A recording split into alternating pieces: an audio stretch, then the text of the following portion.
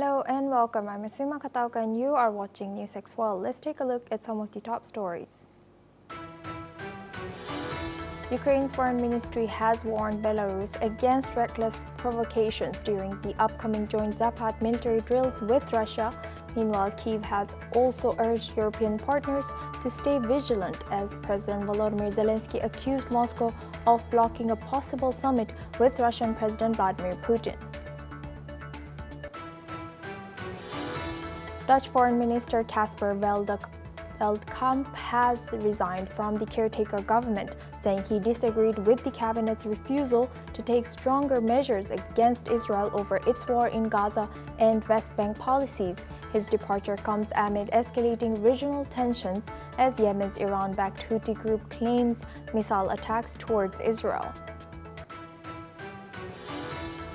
Ghislaine Maxwell, who is serving a 20-year sentence for aiding Jeffrey Epstein's sexual abuse of minors, told Deputy Attorney General that she knew of no Epstein client list and never saw President Trump act inappropriately. Maxwell was moved to a less restrictive prison, made these remarks as President Trump faces criticism over his handling of the Epstein case. President Donald Trump has nominated close political aide Sergio Gore as U.S. ambassador to India, while FBI agents simultaneously searched the Maryland home of his former national security advisor and prominent critic John Bolton as part of a national security probe, marking the latest escalation in Trump's long-running feud with Bolton. Texas lawmakers have approved a new electoral map, now adding 5 Republican-leading seats designed to preserve President Trump's party's grip on Congress ahead of next year's midterm elections. However, Democrats' attempted filibuster was blocked by a Republican procedure move, and the plan now awaits the final approval. The UK government has delayed its decision until October on China's plan to build Europe's largest embassy in London after Beijing refused to explain blacked-out areas in its designs. The project, stalled for 3 years amid opposition from local residents, lawmakers, and Hong Kong democracy campaigners, has sparked concerns in Britain and the US. Pakistan's Foreign Minister Ishaq Dar has arrived in Dhaka today, marking the first high-level visit since 2012. As the two nations move to rebuild ties and prepare trade agreements, Dar is set to meet Bangladesh's interim leader, Muhammad Yunus. This visit comes as India is reeling from icy relations with Dhaka after Sheikh Hasina's ouster. A U.S. Judicial Commission has denied parole to 57-year-old Joseph Lyon Menendez just a day after his brother Eric was also rejected, keeping both behind bars for the 1989 murder of their parents in a Beverly Hills mansion. California corrections officials said Lyle was denied parole for 3 years after failing to prove he no longer poses a public threat.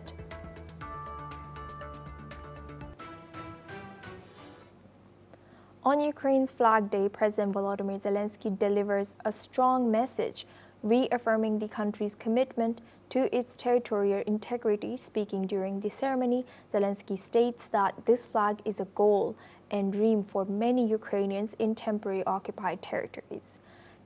They keep the flag because they know Ukraine will not gift its land to an occupier. He praises the courage of Ukrainian soldiers defending the entire nation, saying they defend not just specific front lines, but all of Ukraine. President Zelensky also honors the fallen with a moment of silence before concluding congratulations on Flag Day. Dear Ukrainians, glory to Ukraine. His remarks are met with powerful response. Glory to heroes. Let's listen into what the Ukrainian President Volodymyr Zelensky has said. Вони бережуть його, бо знають, ми свою землю не подаруємо окупанту. Цей прапор символізує найдорожче для сотень тисяч наших воїнів, чоловіків, жінок з усієї нашої України.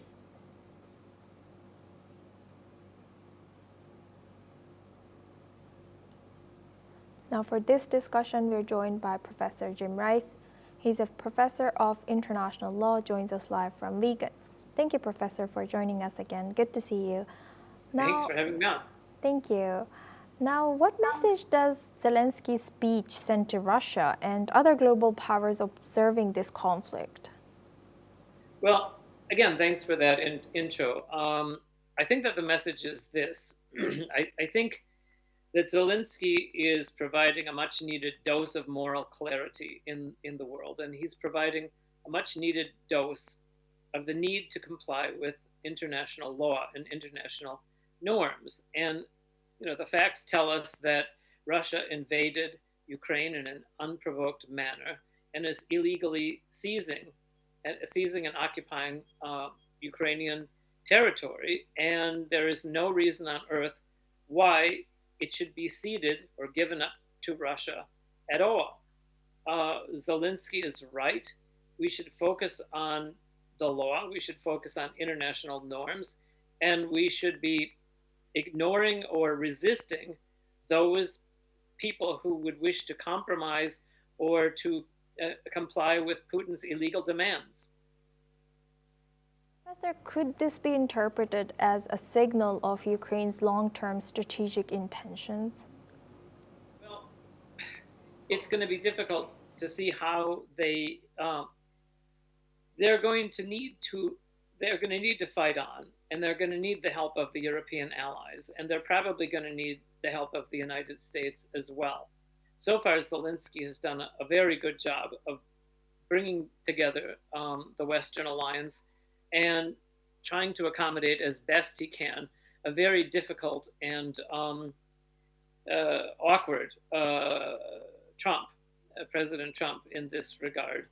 And so in terms of their long-term strategy, I would say that their long-term strategy is to survive and to try and bring this occupation and invasion to a halt.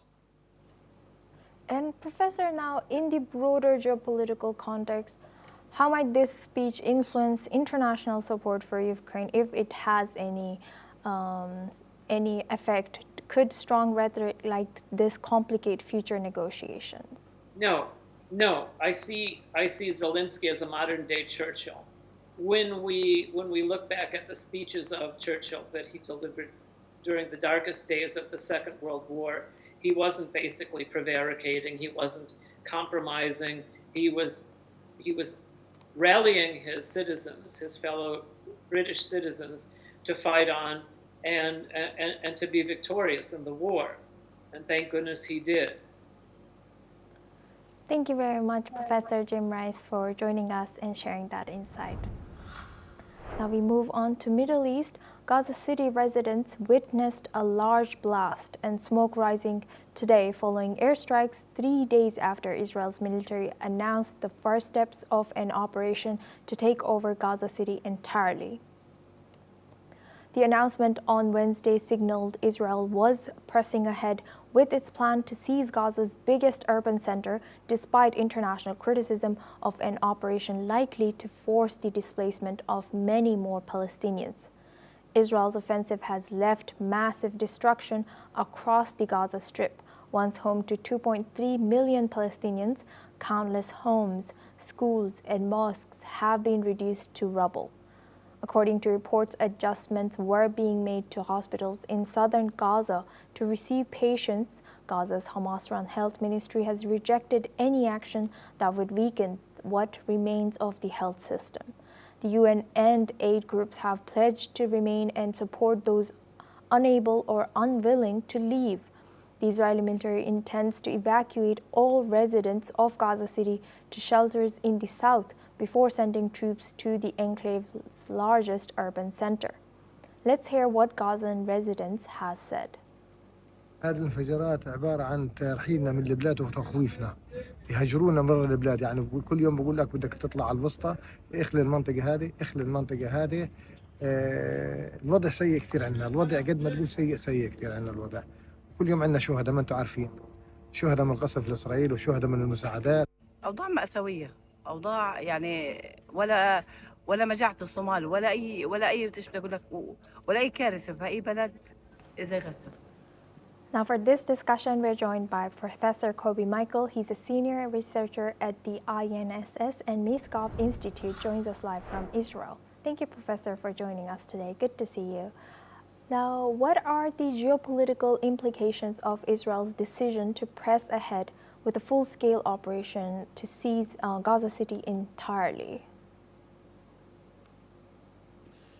It looks that Israel makes all the preparations towards such an operation, if it will remain the last resort. Meanwhile, and in parallel to these preparations, Israel tried to make a sort of a progress in the negotiation. As it looks now, I think that the gaps between both sides are almost unbridgeable. But if eventually the negotiation will succeed, then Israel will not realize its military plan. And how might this affect Israel's relationship with other global and regional players? When we are talking about global players, the international arena, we have to distinguish between the European countries and European leaders and the United States of America. The most important thing for Israel is the United States of America. Europe is a lost continent in this regard, and I think that they will become, the European leaders become sober after Israel will succeed in dismantling Hamas, and they will understand the scale of the achievement and the importance of the achievement. When it comes to the region itself, I think that the Arab countries are very concerned in this regard, and they are very concerned because on the one hand they are praying 5 times a day that Israel will decide Hamas, that Israel will dismantle Hamas, because they understand pretty well how dangerous is Hamas, and what will be if Israel will not decide Hamas, what they are going to face in their countries when it comes to the political Islam. On the other hand, they are exposed to domestic pressures of their constituencies, and they are afraid that eventually, mainly Egypt is afraid that eventually a flow of Palestinians will cross the border and will enter Sinai Peninsula, will enter the sovereign Egyptian territory. So I think that they seek to reach to an agreement, but they are very frustrated from Hamas as well, because they see that Hamas is an obstacle. They see that Hamas is not willing to make the further step, and they understand pretty well the Israeli security demands, and therefore they wish that if Israel will eventually realize its military operation, then they wish that it will be very short and very decisive, and that the problem of the Gaza Strip will be eventually resolved, in the sense that Hamas will not be there anymore, and this will open a new horizon. And Professor, how could this large-scale displacement of Palestinians in Gaza impact Israeli-Palestinian relations? I don't see a direct impact, and we see, if you mean the Palestinians in the West Bank, okay, under the Palestinian Authority, not the Israeli citizens, the Arab Israeli citizens. But even talking about both constituencies, I don't see any, I would say, significant or substantial effect or impact. The West Bank is pretty calm. Everything is relative in life, okay, when I say pretty calm, in comparison to what we with what we saw in the West Bank a year ago or 6 months ago. And I think that the Palestinian Authority itself understands that Hamas is the biggest obstacle. And the Palestinian Authority itself, even the Palestinian President Abbas, calls for the dismantling of Hamas, and they want Hamas to leave the Gaza Strip. They are very critical towards Hamas. In the very same time, they continue pushing Israel to the corner in the international arena. But when it comes to Hamas, they are very critical towards Hamas, and they understand that Hamas eventually brought a catastrophe over the head of the Palestinian people.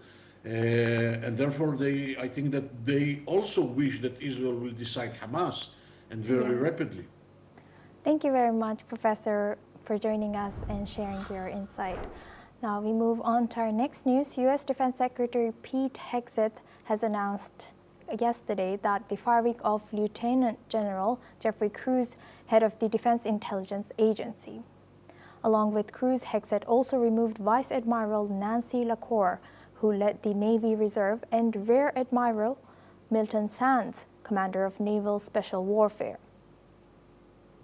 This latest shake-up comes as Director of National Intelligence Tulsi Gabbard, acting on President Trump's orders, revoked dozens of security clearances and announced plan to cut more than 40% of ODNI staff by October 1st.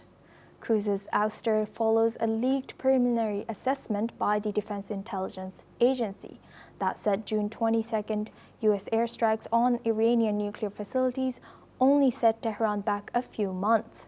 This directly contradicted President Trump's claim that the target were obliterated.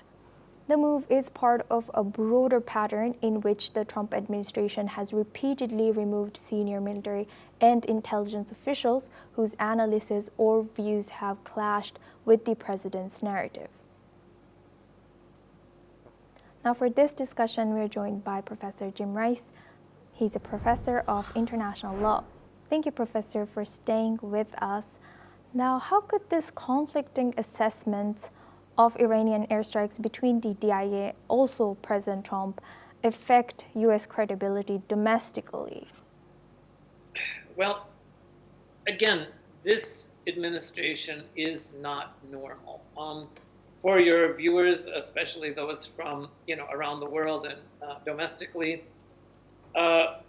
the United States military has traditionally been, from the time of its founding, non-political in nature. In other words, the military officers, the enlisted men, the non-commissioned officers, all take an oath to uphold and defend the Constitution of the United States. As General Milley said, they did not take their oath to a man or to a dictator or to a wannabe dictator. And what Trump has been doing since his inauguration is to try and break these norms and really to break the law in terms of transforming the military to the kind of military where everyone takes an oath to the president. And this will not work out. And here he's fired. By the way, in your great introduction, you failed to mention that at the beginning of his term, Trump fired the Judge Advocate General officials, who are essentially the judges that judge military cases. But here he's fired someone from the Defense Intelligence Agency, which is tasked with providing timely and unbiased and accurate intelligence information. And clearly this is not going to go along with somebody who is demanding absolute loyalty, whose reports must be that Trump did a great job no matter what happened. The Defense Intelligence Agency has got to be loyal to the facts and not to the man. And do you think what could be the risks of politicizing intelligence in national security decision making? It's catastrophic. And if I can just slightly segue, this has to be seen within the last 24 hours. Trump's Department of Justice ordered a raid on the home of Trump's former intelligence officer, or rather, the director of national, no, not the director of national intelligence, but John Bolton, who was a close advisor to the president. And the reason for that, of course, is that John Bolton had written a book which was critical of the Trump presidency, and he continues to criticize him on news outlets like this after his term was over. So this politicization of the military is catastrophic, and it will take years, if not generations, to repair. The military is not loyal to the president. The military is loyal to the Constitution. And to change this is to change the nature of the United States of America. And Professor, lastly, how might this impact the morale and effectiveness of U.S. intelligence agencies domestically? It's catastrophic. Were I to be working in such an agency, I just can't imagine actually what these people are going through, because they know it's wrong. It's against all of the traditions of the military and the defense, the intelligence agencies, and they know who Trump is, and they know he lies, and they know of his very, very fragile ego. And when you listen to him now, I mean, and I'm sure your viewers will agree, he's incoherent. He does not make sense. He can't string one sentence together. So to briefly summarize the answer to your question, it must be very, very bad indeed for morale. Thank you very much, Professor Jim Rice, for always joining us and sharing your insight throughout our news. Thank you very much. Now we move on to India. India's foreign minister addresses key issues surrounding the country's foreign trade policy. He clarifies that India's purchase of Russian oil is never publicly discussed before the tariff announcement. The minister stresses that concerns about Russian oil exports are not aimed at targeting other major consumers like China or the EU. He also emphasizes that India's trade policies prioritize the welfare of its farmers and small producers, stating these are lines we cannot cross. On trade negotiations, he confirms that discussions are ongoing and assures that India is committed to maintaining and defending its core interests. Now for this discussion, we're joined by retired Major General Sudhakarji. He's a senior geopolitical and strategic defense expert, joining us live from New Delhi. Thank you, Major General Sudhakarji, for joining us again. Good to see you.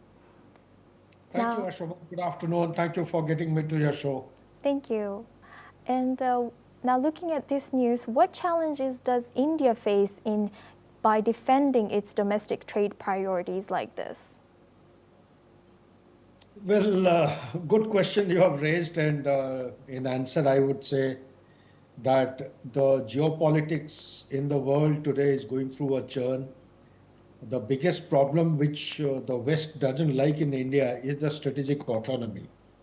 Strategic autonomy is not a new thing. India took birth, independence in 1947 with the concept of non-alignment. By and by, it gained momentum and strength and confidence, and we have developed strategic autonomy. The strategic autonomy means everything has to be done as per national interest to the best of my understanding. It doesn't take any sides. It takes in case of conflict-ridden situation, it will always take the side of the peace and harmony.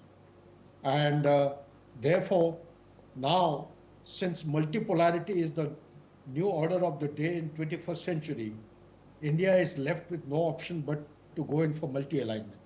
So therefore, to answer your question in straight one-liner, I would say India is faced with multiple challenges, particularly the tariffs which have been imposed on India by the USA, 25% initially and 25% later on 6th of August to be effective from 27th of August, is definitely not only appears, it is absolutely irrational, doesn't have any justification, because it is on the directions and instructions of the USA. India had gone in to procure oil from Russia so as to stabilize the oil market in the world way back in 2022. So therefore, I would say a little sanity and sense should prevail in people who matter and the countries who matter. and rethink over the consequences and the implications of imposing such kind of dangerous challenges before India. And Major General, since you've also mentioned Russia, how does this India stance on keeping to purchasing Russian oil, but also knowing that U.S. was supportive of this decision earlier, reflect its broader strategic approach to balancing global partnerships? Absolutely. Your question has the answer. This is the unfortunate part, Ashoma, that the same United States under Biden administration, they only had actually urged and encouraged India to go in for procurement of oil from Russia. And it grew from less than 1% to 2%, and thereafter now it's ranging between 35 to 42, 44%. And more than that, the price has been capped by none other than the leading economies. Once the price has been capped, then there should be no embargo. There should not be any restriction. So therefore, to say that on one hand, here is the direction from USA based on which India went in for procuring oil from Russia, and on the other hand, the same United States of America under a different presidency is actually getting after India and singling out. The worst part is India has been singled out. Why am I saying singled out is because China is a country which has got the largest import of oil from Russia after 2022. They have crossed, I think, $219.5 billion. India is just about 134 billion US dollar. Turkey is $93.5 billion. European Union itself, if I name the countries, Hungary, Slovakia, Czechoslovakia Republic, they are buying Russian crude. And also the LNG. European Union is one of the highest in the world. So under these contradictions, to be faced with these kind of challenges, one is actually in a quandary, unable to understand what is the rationale and justification behind this particular stratagem of USA. Is it actually taking us to anywhere constructive and productive in the world order? Is it bringing the conflict between Russia and Ukraine to an end? My answer, unfortunately, is no. So therefore, there is a need to rethink over and let the inner truth come out. What is the main issue for which USA has got after India, despite being a strategic partner, despite being a member of the Quad, despite being a member of the I2U2, despite having had gone in for more than 8 important treaties and agreements between 2000 and 2025, despite having gone in for collaborations in high-tech, that is the technology, minerals, and space, and a host of other defense production, defense products, etc., despite having actually started buying energy, the same fossil fuel we are buying from America, as also almost close to 25 billion worth of arms and ammunitions and defense stores have been bought in past 20 odd years. This is the diversification which is taking place. Earlier it used to be 76% of defense stores from Russia. Now it has gone down to 36% with Russia. And USA it was zero, it was negligible. It has gone up to almost close to 13% now. So these are all contradictions which one is not able to answer, and it's only best known to United States of America, the purpose and the intent behind these kind of activities. Back to Ashok. Yes, thank you very much, Major General Sudhakarji, for saying that. And yes, India is not the largest export of Russian oil as well. Thank you very much, Sudhakarji, for joining us and sharing your insight. Now we move on to next news. The British government has extended the deadline to October to decide on whether to approve China's plans to build the largest embassy in Europe in London. This comes after Beijing refused to explain why the plans contained blacked out areas. The embassy earlier this month said that claims the building located near London's financial district could have secret facilities used to harm Britain's national security were despicable slandering. China's plans to build a new embassy on the site of a 2-century-old building near the Tower of London have stalled for the past 3 years because of opposition from numerous groups in Britain. Politicians in Britain and the United States have warned the government against allowing China to build the embassy on the site over concerns that it could be used as a base for spying. The proposed complex include plans of offices, large basement area, housing for 200 staff, and a new tunnel to connect to the embassy house to a separate building on the embassy grounds. Now for this discussion, we are joined by Thomas Porges. He's an anchor and correspondent at NewsX World. Thomas, thank you for joining us. What more can you tell us about this news? Well, yes, Asuma, let's just go into a bit of background about this proposal by the Chinese government.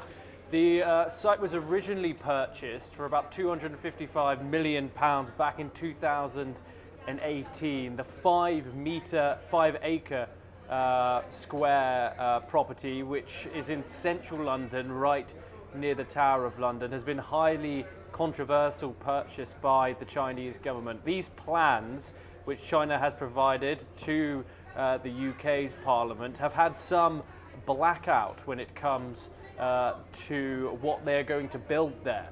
Obviously, the Chinese government has been highly suspected of espionage for quite a long time. Now, this is going to be the largest embassy in the entirety of Europe, and so the UK are correct in order to take precautions in regards to this. There has been mass protests outside the embassy site throughout the year, throughout this whole planning process, and now the UK government is asking the Chinese government to should be transparent about these plans that they have proposed.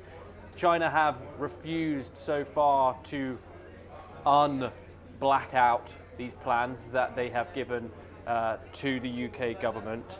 Of course, China, not a severe adversary to the United Kingdom. However, they are known for their espionage activities throughout the Western world, and so that has raised suspicions there. We will, of course, continue to bring you more updates on this developing story as we get them, and especially in October when that deadline runs out once again. Thank you very much, Thomas, for sharing that insight. Now, this is all we have time for. We will continue to bring you more news updates from around the world.